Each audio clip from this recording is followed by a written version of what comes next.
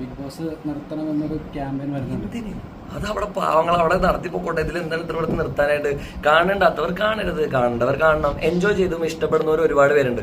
ഇനി എനിക്കിപ്പോൾ ഞാൻ വന്ന സമയത്ത് ഫ്ലൈറ്റിലിരുന്ന് ഞാൻ എൻ്റെ ഇമെയിലിൽ വരെ എനിക്ക് ഒരുപാട് പേര് മെസ്സേജ് അയക്കുന്നുണ്ട്. അതിൽ ഒരുപാട് സന്തോഷമുണ്ട്. തെറിവിളികൾ ഒരു സൈഡിൽ ഇഷ്ടം പോലെ നടക്കുന്നുണ്ട്. പക്ഷെ അതും ഈ ഗെയിമിന്റെ ഭാഗമാണ്. അതാണ് ഞാൻ പറഞ്ഞ ബാലൻസ്. ഒരു 10 തെറി കേട്ട് കഴിയുമ്പോൾ ഒരു 2 നല്ല വാക്കുകൾ, ഒരു 2 പേര് പറയാണ്, മോനെ നിന്റെ കളി നല്ലതായിരുന്നു, നീ ഒന്നുമില്ലെങ്കിലും നന്നായിട്ട് കളിച്ചിരുന്നു, നീ അവിടെ ഉണ്ടായിരുന്നെങ്കിൽ ഞങ്ങൾക്ക് സന്തോഷമായിരുന്നു എന്ന് പറയുന്ന ഒരു 2 വാക്ക് മതി അത് ബാലൻസ് ചെയ്യാനായിട്ട്. തെറിവിളികളും അതിന്റെ നല്ല വാക്കുകളും ഒക്കെ അതിന്റെ രീതിയിൽ പോകും. ലാലേട്ടൻ എപ്പോഴും ലാലേട്ടൻ തന്നെയാണെന്ന് തോന്നുന്നു പറഞ്ഞിട്ടുള്ളത്. അതായത് സന്തോഷങ്ങളെ നമ്മൾ ഒരുപാട് ആഘോഷിക്കരുത്, ദുഃഖങ്ങളെ നമ്മൾ ഒരുപാട് വിഷമിക്കരുത്. രണ്ടും ഈക്വൽ ആയിട്ട് കൊണ്ടുപോയി കഴിഞ്ഞിട്ടുണ്ടെങ്കിൽ ആ സെൻ മോഡൽ അങ്ങോട്ട് പോയി കഴിഞ്ഞാൽ കാര്യങ്ങളൊക്കെ ആയിരിക്കും. വിമർശകരോട് ഇപ്പൊ എന്താ പറയുന്നത്? വിമർശകരോട് സ്നേഹം മാത്രം. ഇപ്പോഴും സേഫ് ഗെയിം കളിക്കുന്ന ആൾക്കാരോട് ഉണ്ടെന്ന് തോന്നിയിട്ടുണ്ട്. ഉറപ്പായിട്ടും തീർച്ചയായിട്ടും ആ കാര്യത്തിൽ എനിക്ക് ഒരു പേടിയില്ല. ഞാൻ ഓപ്പൺ ആയിട്ട് പറയാം. ആദ്യത്തെ ആഴ്ച തൊട്ട് ഈ നിമിഷം വരെ സേഫ് ഗെയിം കളിക്കുന്നവരും ആ വീട്ടിലുണ്ട്. പക്ഷെ ആരാന്ന് പറയും. പവർ റൂം ട്രാപ്പല്ല. പവർ റൂം സേഫ് ആവുന്നത് ഒരു ട്രാപ്പല്ല, അതും ഒരു സ്ട്രാറ്റജിയാണ്. ഞാൻ അന്തസ്സായിട്ട് അന്ന് പവർ റൂമിൽ നിന്നിരുന്നെങ്കിൽ ഇപ്പൊ ഞാൻ ഇവിടെ ഇരിക്കില്ലായിരുന്നു, ഞാൻ ആ വീടിനകത്തിരുന്നേനെ. എന്റെ മണ്ടത്തരായിരുന്നു. ഞാൻ അന്ന് ആലോചിച്ചില്ല, ഡീപ്പായിട്ട് അതിലേക്ക് ഒരു ചിന്ത ഞാൻ കൊടുത്തില്ല. അതുകൊണ്ടാണ് ഉണ്ടാകാം. പക്ഷെ അത് അവരുടെ ഗെയിമാണ്. അവരെന്നെ വിശ്വസിപ്പിച്ചത് കൊണ്ടാണല്ലോ ഞാൻ അവർക്ക് വേണ്ടി ഒഴിഞ്ഞു കൊടുത്തത്. അറിഞ്ഞൂടാ, അത് വോട്ടിംഗ് അനുസരിച്ചിട്ട്. ജാസ്മിൻ അല്ലെങ്കിൽ അടുത്തൊരു വിന്നർ ആരായിരിക്കും പറയുക? ജാസ്മിൻ അല്ലെങ്കിൽ ജിൻഡോ വിന്നർ ആവാൻ സാധ്യതകളുണ്ട്. കാരണം ആഗ്രഹം ഉണ്ടോന്ന് വെച്ചിട്ടുണ്ടെങ്കിൽ എനിക്ക് ജാസ്മിൻ ആവണമെന്നാണ് എന്റെ ഏറ്റവും വലിയ ആഗ്രഹം. കാരണം ഞാൻ അല്ലെങ്കിൽ ആരെന്ന് വെച്ചാൽ ഞാൻ ജാസ്മിൻ എന്നാ പറയുള്ളൂ കപ്പെടുക്കാനായിട്ട്. ജിൻഡോ ചേട്ടൻ നന്നായിട്ട് കളിക്കുന്ന ഒരാളാണ്. ഒരുപാട് ഞങ്ങൾ അനുഭവിച്ചിട്ടുള്ള കാര്യങ്ങളൊക്കെ വേറൊരു തലത്തിൽ അനുഭവിച്ചിട്ടുള്ള ഒരാളാണ് ജിൻഡോ ചേട്ടൻ. അതായത് പുള്ളിക്കും ഒറ്റപ്പെടലുകൾ അനുഭവിച്ചിട്ടുണ്ട്. പക്ഷെ പുള്ളിയുടെ ഒറ്റപ്പെടലുകളിൽ പുള്ളിക്ക് കൂട്ടായിട്ടുണ്ടായിരുന്ന ജാൻമണി മാത്രമായിരുന്നു. ജാൻമണി പോയ പിന്നെ അധികം ആരും ഉണ്ടായിട്ടില്ല. അപ്പൊ ആ ഒരു വ്യത്യാസമുണ്ട്. എനിക്ക് എപ്പോഴും ജാസ്മിൻ ഉണ്ടായിരുന്നു.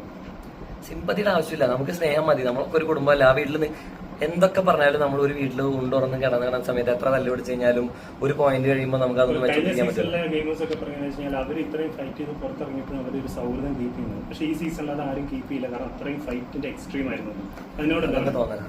അതൊക്കെ ഓരോരുത്തരുടെ പേഴ്സണൽ സാധനം അനുസരിച്ചിരിക്കും. ഇപ്പൊ ഞാനും അൻസിബയും ജീവിതത്തിൽ മരണം വരെ നിന്നോട് ഞാൻ സംസാരിക്കില്ല എന്ന് പറഞ്ഞ ആളാണ് അൻസിബ എന്റെ അടുത്ത്.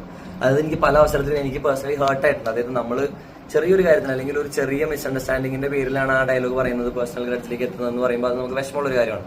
പക്ഷെ ലാസ്റ്റ് ദിവസം എവിക്ഷനിൽ നിൽക്കുന്ന സമയത്ത് ഞങ്ങൾ 4 പേര് നിൽക്കുമ്പോൾ ഞാൻ അന്ന് ഒരു മോർണിംഗ് ആക്ടിവിറ്റി തന്നത് കണ്ടായിരുന്നു. അതായത് നിങ്ങളുടെ ക്ഷമിക്കാനുള്ളവരോട് ക്ഷമിക്കാനുള്ളത്.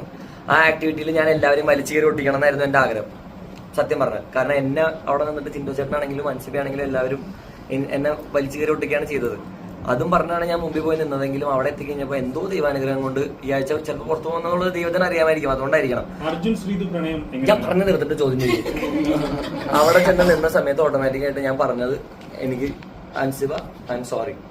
ഇത് ഓപ്പൺ ആയിട്ടുള്ള ഒരു അപ്പോളജിയാണ്. അന്ന് അത് റിയൽ ആയിട്ട് തോന്നില്ലെങ്കിൽ ഇന്ന് ഞാൻ എല്ലാവരുടെ മുമ്പിൽ വെച്ചാൽ പറയുന്നത് ഐ എം സോറി. ഞാൻ നോമിനേഷനിൽ, അതായത് എവിക്ഷനിൽ ഞങ്ങൾ 4 പേര് നിൽക്കുമ്പോൾ അൻസിബയുടെ അടുത്ത് നിന്നിട്ട് ഞാൻ പറഞ്ഞു, അൻസിബ ഈ വീട് വിട്ട് പുറത്ത് ആര് പോയി കഴിഞ്ഞാലും അത് വെച്ചോണ്ടിരിക്കുന്നു പറഞ്ഞപ്പോൾ അൻസിബ പറഞ്ഞു ഞാനത് അവിടെ വിട്ടടാന്ന് പറഞ്ഞു. എന്നിട്ട് അൻസിബ ആൻഡ് ഋഷി സേവ്ഡ് എന്ന് പറഞ്ഞു കഴിഞ്ഞിട്ട് അത് കേട്ടണമെന്ന് എനിക്കറിയില്ല, എന്നെ അൻസിബ കെട്ടിപ്പിടിച്ചിട്ട് ഐ ലവ് യു എന്ന് പറഞ്ഞു. ഞാനിങ്ങനെ thank you, I love you too. ഇതായിരുന്നു അവസ്ഥ. അപ്പോൾ ഓട്ടോമാറ്റിക്കായിട്ട് നമുക്ക് അൻസിബയുടെയും കണ്ണു നിറഞ്ഞു ഞാൻ പോയ സമയത്ത്. അപ്പോൾ അത്രേ ഉള്ളൂ. നമ്മൾ ഇതൊരു ഗെയിമാണെന്ന് മനസ്സിലാക്കുന്നിടത്ത് നമ്മളുടെ ആ ഒരു വെറുപ്പും വിദ്വേഷവും ദേഷ്യവും ഒക്കെ ആ ബൗണ്ടറിയുടെ അപ്പുറത്തേക്ക് കിടന്നാൽ കഴിഞ്ഞു. അതാണ് ഞാൻ അങ്ങനെയാണ് ചെയ്തത്. ഞാൻ ആ വേദിയിൽ വെച്ച് പറഞ്ഞത്, ഞാൻ മനസ്സിൽ പൂർണ്ണമായിട്ട് വിശ്വസിക്കുന്ന ഒരു കാര്യം തന്നെയാണ്.